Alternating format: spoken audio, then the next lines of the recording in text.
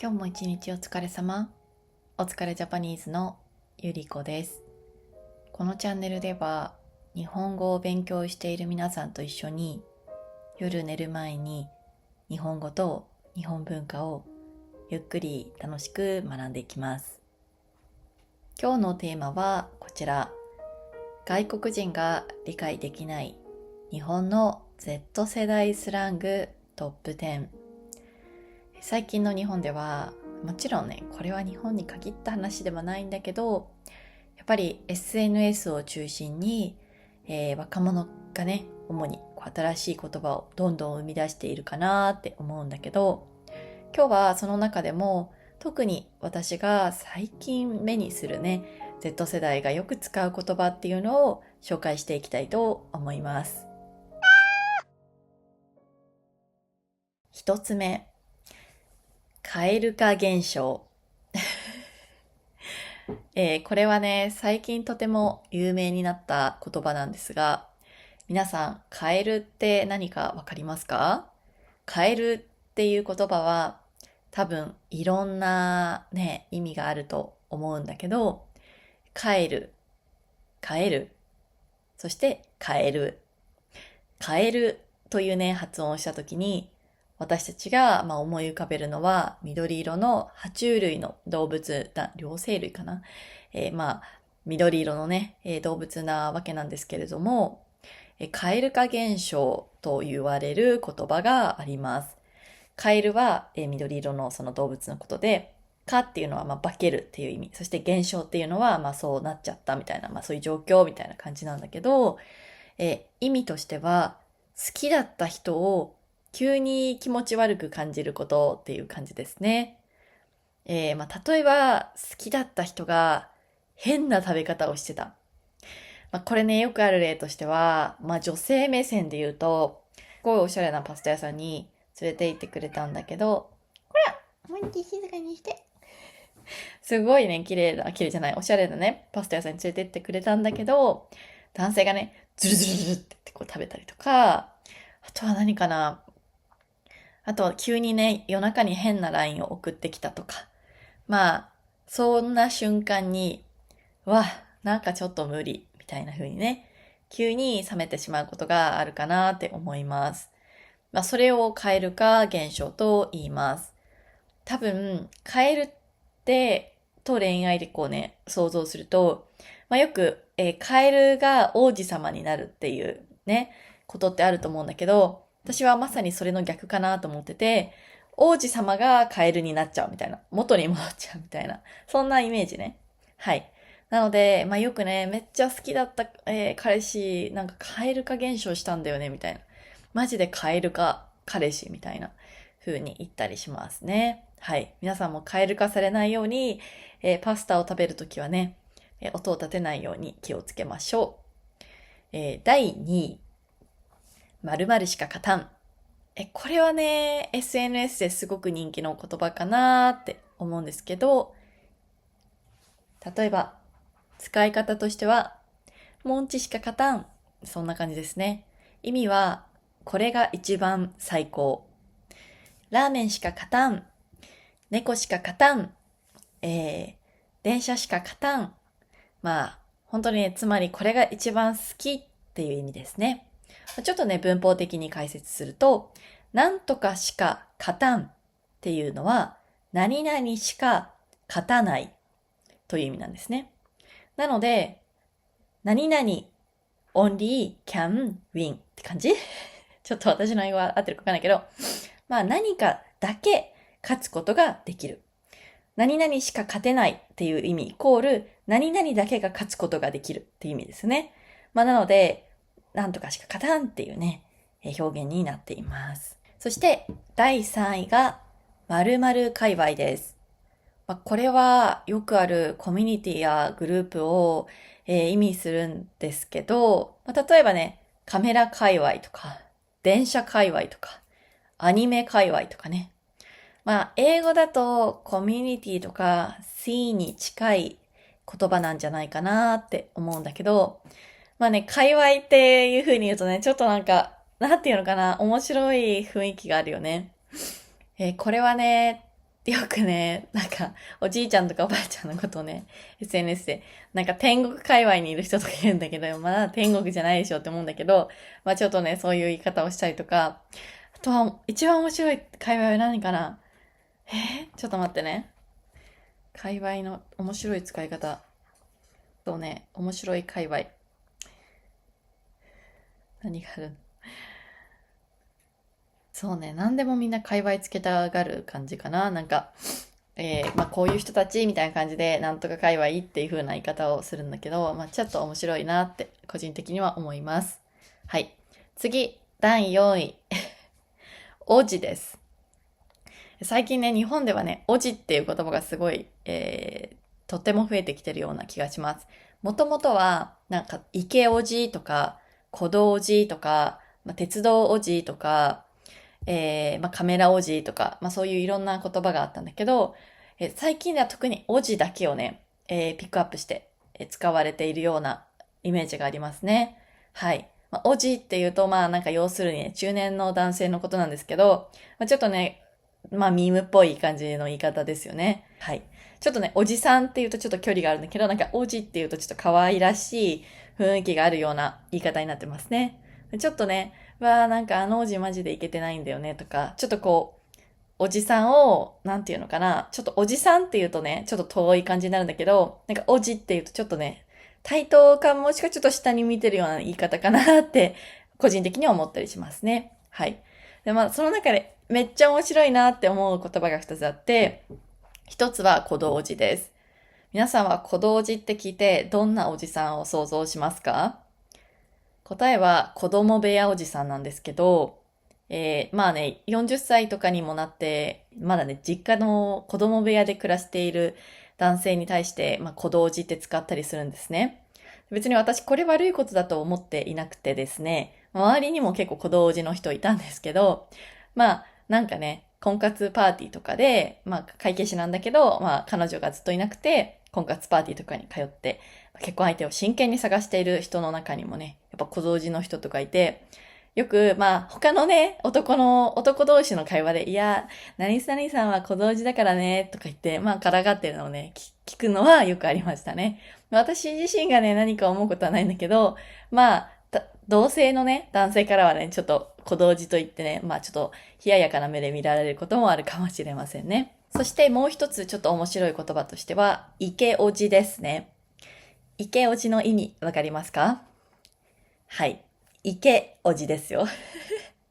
イケオジはね、イケてるおじさんとか、まあイケメンなおじさん、ちょっとどっちかわかんないんだけど、まあ要するにちょっとかっこいいおじさんのことですね。やっぱりね、中にはね、若い頃よりも中年の3、40代になってからの方が、ちょっとね、魅力が出る男性もいるのかなって思うんですけど、まあそういう人のことをね、イケオジって言ったりしますね。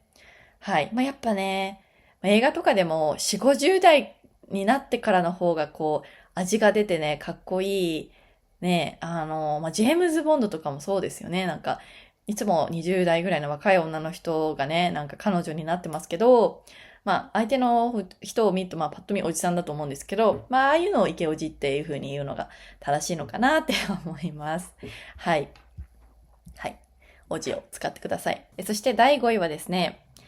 港区女子です。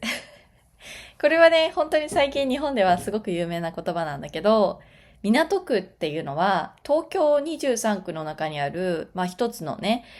区のことなんですけど、主に六本木とか麻布とか青山と呼ばれるエリアになっています。まあイメージとしては東京タワーの近くですね。はい。まあ、本当に東京で一番高級なエリアと言われていて、日本ってね、すごく安いイメージ皆さんあるかなって思うんですけど、港区のタワマンとか港区のマンション、まあ普通のタワーじゃないマンションに関しても結構もう奥は超えてくるようなイメージになっています。まあね、日本もすごいね、安い国って思われがちなんだけど、まあ本当に港区は本当に高い。日本人じゃね、もう多分マンション買えない、まあ本当経営者とかじゃないとマンション買えないなって言われてるようなエリアになっています。そして、そんな港区女子とは、まあ、高級レストランやお金持ちの男性がいる場所に、よくいる女性のことを指します。まあね、SNS 文化から生まれた言葉なんですけど、これ一番面白いのは、実は港区女子は港区に生息しているだけで、港区に住んでいるわけではないんですね。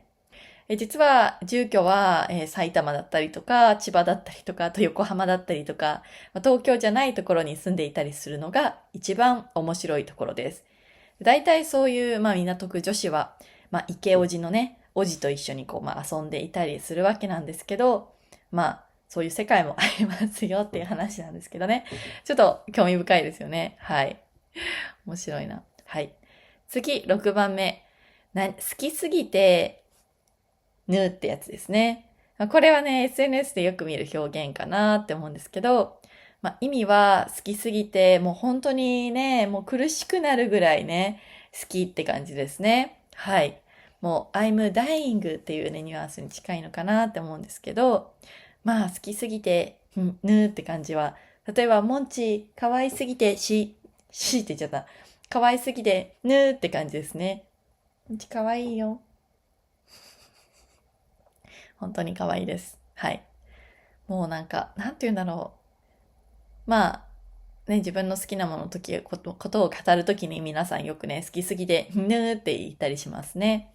次、第7位が、好きすぎて滅っていう意味なんですけど、これはさらに強い言葉で、最近流行り出した印象がありますね。やっぱりなんか、ぬーって言葉ってあんまりね、使わない方がいいかなって思うんだけど、それの代わりに出てきたのが滅です。滅は、パッと見はね、なんか鬼滅の刃のね、滅って感じなんだけど、意味としては多分消滅とか滅亡っていうような意味がありますね。つまり、好きすぎてね、存在が消えるっていうレベルで、ほんと少しオタクっぽい表現かなって思います。